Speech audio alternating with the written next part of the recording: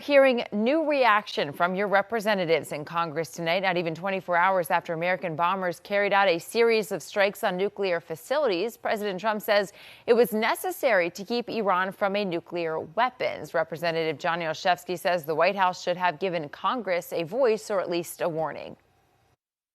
If this president is willing to ignore the requirements of the Constitution and the War Powers Act in this instance, what's to stop him from pursuing military action in other parts of the world? This is a president who promised to be a peacetime president and not have a war. And now we've, in many respects, actively engaged in and have participated in the war between Iran and Israel.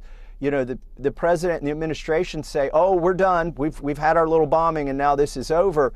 But what happens if this drags on between Israel and Tel Aviv gets pummeled by Iran? Is President Trump going to say we're going to sit by and not do anything in that instance?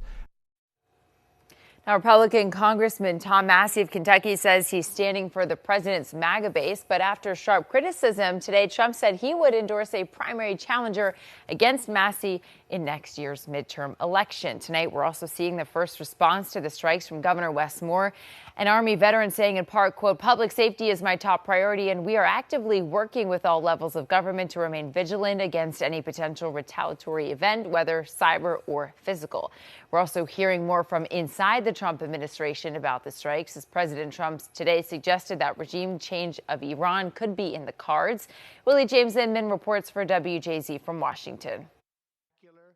The day after President Trump called U.S. airstrikes on 3 key Iranian nuclear sites a spectacular military success, he described the damage to them as monumental in a social media post on Sunday. The president also wrote, quote, it's not politically correct to use the term regime change, but if the current Iranian regime is unable to make Iran great again, why wouldn't there be a regime change? During the strikes called Operation Midnight Hammer, B-2 bombers dropped bunker-busting bombs on the nuclear installations. The battle damage assessment is ongoing, but our initial assessment, as the chairman said, is that all of our precision munitions struck where we wanted them to strike and had the desired effect. New video shows the planes returning to Whiteman Air Force Base in Missouri.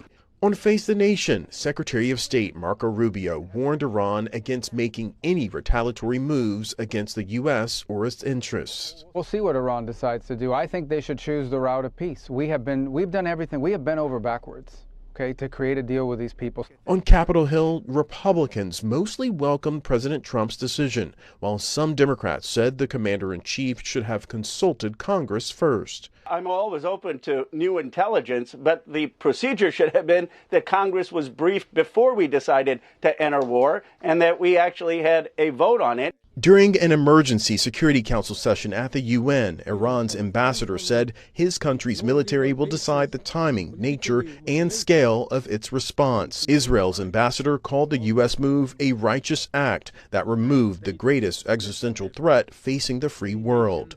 Willie James Inman, CBS News, Washington.